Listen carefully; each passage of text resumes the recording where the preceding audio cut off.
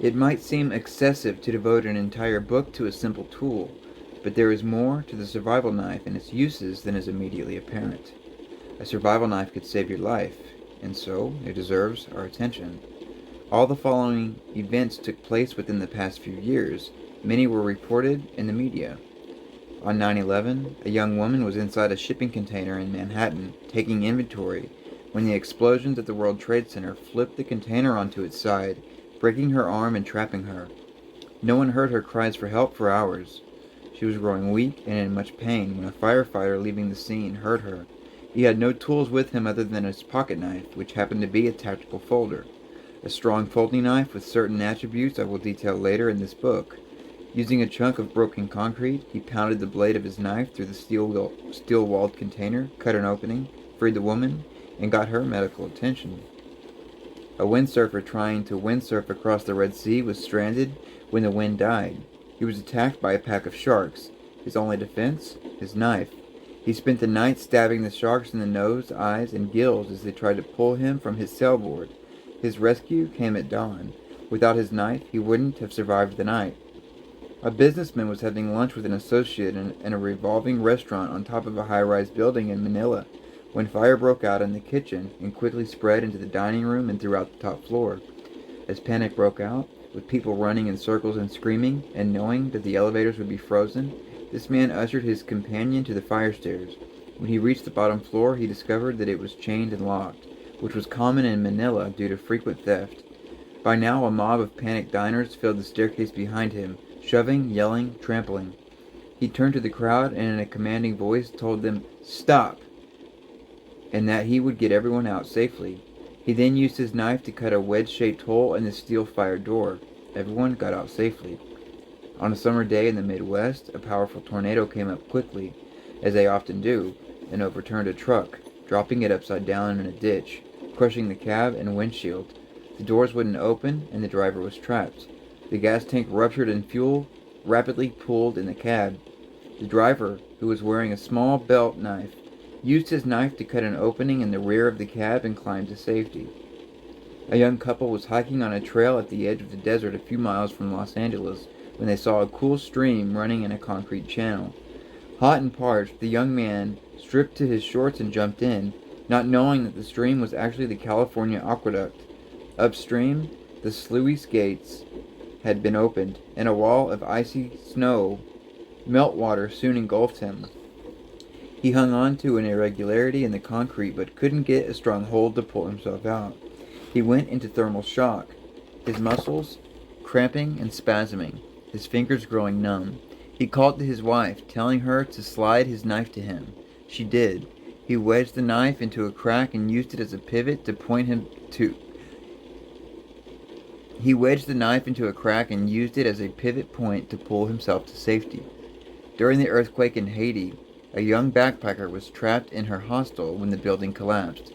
She used her pocket knife to dig her way to a small opening, where rescuers could hear her calls for help. She was saved with only a few bruises and scratches. Most of us have heard the story of Aaron Ralston, an outdoorsman whose arm was trapped under a boulder in a canyon deep in a wilderness area in Utah. After being trapped for over 5 days, he amputated his own arm with the blade of a multi-tool and walked to safety. A honeymoon couple's canoe overturned during an unexpected summer storm on Lake Michigan. Their canoe and all supplies were swept away. They swam through high waves to shore and climbed from the water, soaking wet, miles from help with no tent, sleeping bags, or food. Both were experienced outdoors people and had knives on their belts and spark rods in their pockets. Within an hour they had a fire going, had built a snug shelter, and their clothing was drying. A salesman was tired after a long day at work and was not paying much attention to his surroundings. While parking his car, he was startled to see a zombie charging from the shadows. He quickly reached for his survival knife and... Okay, that didn't really happen. Just checking to see if you're still awake. These people saved their own lives, or those of others, with the aid of a man's oldest and most versatile and portable tool, the knife. A hooligan tool, used by firefighters, would be better for digging out from the rubble of a collapsed building. The jaws of life, used by rescue people, would be more efficient to extract a person from a wrecked car. A strong rope would be a better tool for climbing from icy water.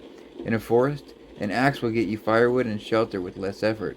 The thing is, you aren't likely to have any of those tools at hand in an emergency. On the other hand, you can have a survival knife with you at all times.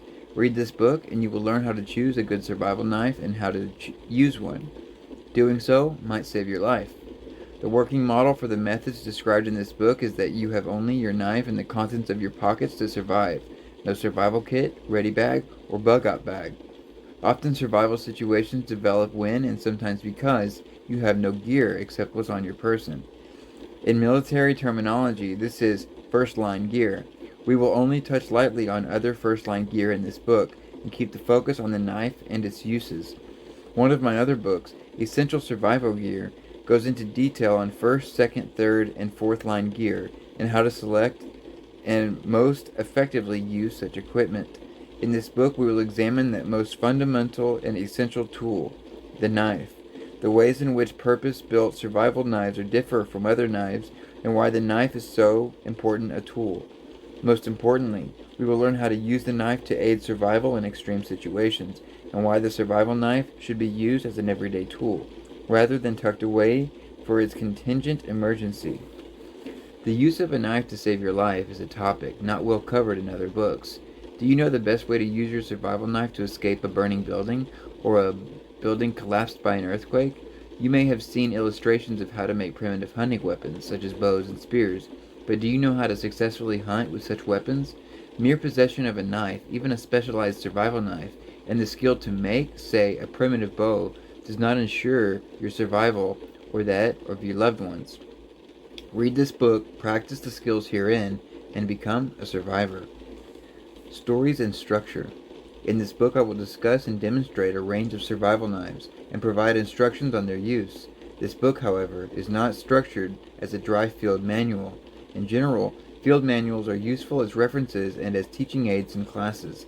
They are less useful as self-contained texts without a teacher or without having previously taken classes on the topic. From teaching many classes and from having students tell me year after year, years after a class, that they remembered a story I had told to illustrate a point, I've found that people remember stories long after dry facts are forgotten, and that a description of gear doesn't do much to inform or teach. Like my students, I too recall stories told to me decades ago by childhood mentors and other teachers. Much of what we think of today as survival skills were simply life skills for our grandparents or perhaps great-grandparents, and were passed on to me and others of my generation as stories. That tradition, that person-to-person chain of knowledge, has, due to our ever more urban society, been broken. It is my intention to mend that break in whatever way I can. It's an old tradition, storytelling. All pre-literate societies use stories to pass on information. The advent of writing reinforced the practice. So in this book, I'll tell some stories, hopefully engaging ones, and relate some personal experiences and practices to illustrate the uses of survival knives, and to provide some practical examples of survival behavior. I have also found that the process of extracting the lesson from the story aids in absorbing and retaining the lesson, partially because the reader puts himself in the place of the person in the story. Each of these stories teaches lessons.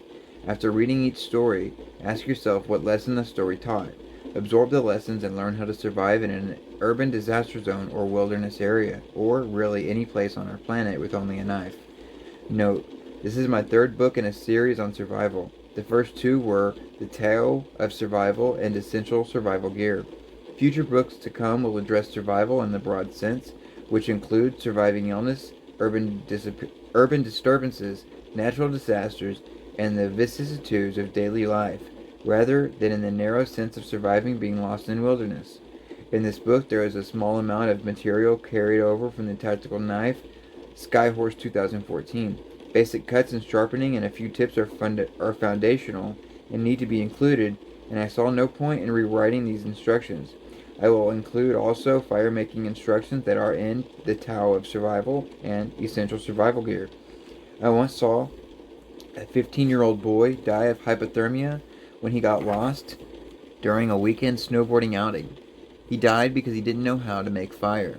This experience affected me profoundly and led to my offering free classes for young people in fire making and basic survival skills, an offer that is still open. I've witnessed many others who suffered greatly and also know of others who have died from lack of this skill.